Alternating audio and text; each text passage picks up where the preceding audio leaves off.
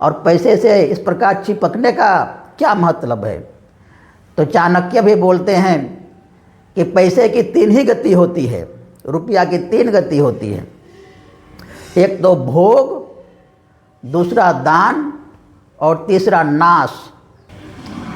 नमस्कार। आप लोग कंजूस व्यक्ति तो देखे होंगे जिसके पास अपार संपत्ति होती है और फिर भी वो कभी खर्चा नहीं करता है, कहीं पर दान धर्म भी नहीं करता है। उसके पास से पैसा निकलता है तो लगता है उसका जान निकल रही है।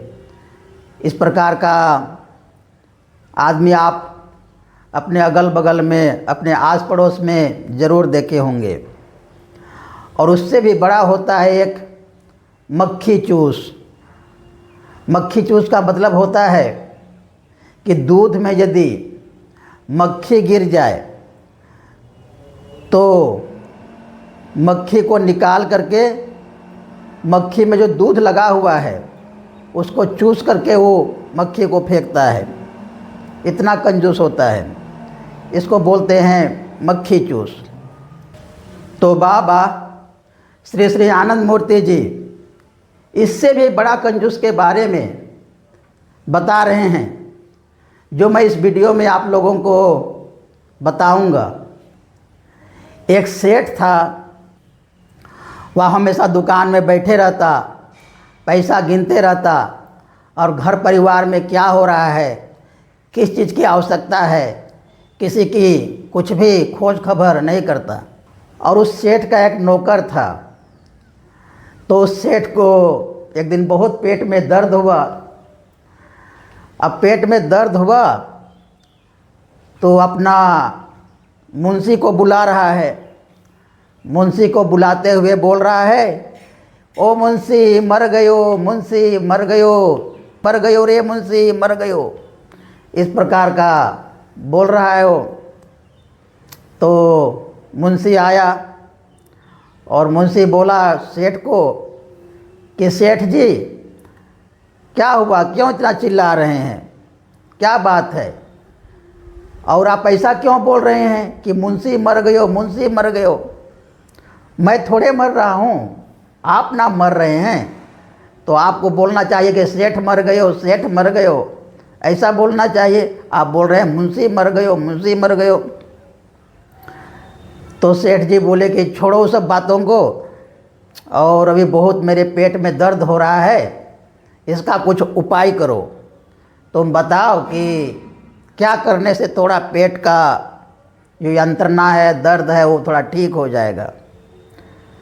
तो सेठ जी, तो मुंशी जी बोला कि सेठ जी थोड़ा सोडा वाटर पिएंगे तो उससे आपका दर्द लगता है थोड़ा कम हो जाएगा।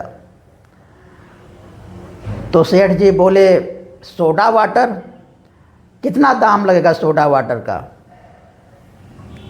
तो मुंशी बोला वही 4 आना लगेगा, कितना लगेगा। तो सेठ जी बड़ा सोच विचार करने के बाद बोले कि 4 आना, ये तो बहुत महंगा लग रहा है। तो मुंशी बोला कि हाँ सेठ जी 4 आना तो लगेगा ही लगेगा। तो सेठ जी बोला कि मैं तो कल सोडा वाटर को पीऊँगा, सोडा पीऊँगा, बोतल तो मैं उसको वापस कर दूँगा, तब कितना लगेगा। तो मुंशी बोला कि सेठ जी बोतल को तो वापस करना ही पड़ता है और तब भी 4 रुपया ही लगेगा, 4 रुपया ही लगेगा। तो सेठ जी बोलेगा अच्छा तुम दुकान में जा करके अपना कुल्हड़ ले जाओगे, उसका दुकान में तुम जाओ और उसका कुल्हड़, अपना कुल्हड़ ले जाओ और कुल्हड़ में तुम उसके दुकान में सोडा वाटर भर के ले आओ, तब कितना लगेगा। तो इस समय इस प्रकार का बात विचार सेठ जी का मुंशी के साथ चल ही रहा था। और इसी बीच में सेठ जी का दर्द थोड़ा और बढ़ गया, पेट का दर्द छटपटाने लगा। तो मुंशी जी बोला कि सेठ जी अब लगता है आपका पेट का दर्द सोडा वाटर से ठीक नहीं होगा और आपको डॉक्टर बुलाना पड़ेगा जल्दी ही, कोई उपाय दूसरा उपाय नहीं है। तो सेठ जी बोले कि अरे डॉक्टर बुलाना पड़ेगा, ये तो बहुत महंगा खर्चा हो जाएगा, बहुत ज़्यादा खर्चा हो जाएगा डॉक्टर बुलाने से। बोले हाँ सेठ जी, सेठ डॉक्टर तो बुलाना पड़ेगा। तो सेठ जी बोले मुंशी को कितना खर्चा लगेगा डॉक्टर बुलाने से? तो मुंशी जी बोला कि वही डॉक्टर का फीस मान लेते हैं 10 रुपया लगेगा, और दवा वगैरह का 5 रुपया 15 रुपया तो लग ही जाएगा। 15 रुपया इतना लग जाएगा? हम 4 आना का सोडा वाटर के लिए सोच रहे थे और 15 रुपया खर्चा हो जाएगा बीमारी के लिए। तो सेठ जी बोले कि अच्छा मरने से कितना खर्चा होगा ये तुम सोच के बताओ, तो ये थोड़ा हिसाब किताब करके बताओ। तो मुंशी जी बोले कि मरने के लिए वही हांडी, अरवा चावल, कलसी, इस सब में 2.5 रुपया लगेगा, और लकड़ी वगैरह में वही 2.5 रुपया, इस प्रकार का 5 रुपया हो गया, और 5 रुपया वही शमशान में जो खर्च लगेगा डोम वगैरह को देने में और शमशान जलाने उलाने का खर्च आपको, और 5 रुपया 10 रुपया में हो जाएगा सेठ जी। और आपको तो सब फ्री में ही ले जाएंगे, अर्थी वगैरह तो फ्री में ही बन जाएगा, मुफ्त में बन जाएगा, और जो ढो करके ले जाएंगे वो तो अपना मेहनताना लेंगे नहीं, वो तो आप कैसे हो जाएगा, तो 10 रुपया में हो जाएगा। तो अरे ये तो मरने से फ़ायदा हो रहा है, 5 रुपये का फ़ायदा हो रहा है। हम लोग तो व्यवसायी लोग हैं, बिजनेसमैन हैं, और घाटा नफ़ा सोच के ही सारा काम करते हैं। तो इस प्रकार का सेठ जी अपना मुंशी से बात कर रहे हैं। और फिर बाबा बोलते हैं कि मुंशी जी ने फिर आगे कौन सा व्यवस्था किया सेठ जी के लिए, डॉक्टर बुलाया कि मरने की व्यवस्था किया, ये कौन सा व्यवस्था किया ये पता नहीं चल पाया। तो इस प्रकार का कंजूस लोग होते हैं समाज में, इस हद तक कंजूस लोग होते हैं समाज में, जो दूसरों के लिए खर्चा तो नहीं करते हैं, दान धर्म भी नहीं करते हैं, दूसरों की सेवा भी नहीं करते हैं, लेकिन अपने लिए भी कुछ खर्च नहीं करते हैं, अपने दवा दारू के लिए, अपने खाने पीने के लिए, अपने कपड़े लत्ते के लिए भी खर्च नहीं करते हैं। तो फिर पैसा किस काम का? बस पैसा को देख देख करके खुश होते हैं कि बस पैसा संदूक में भरा होना चाहिए, भरा दिखना चाहिए, और उसी से वो खुश होते हैं।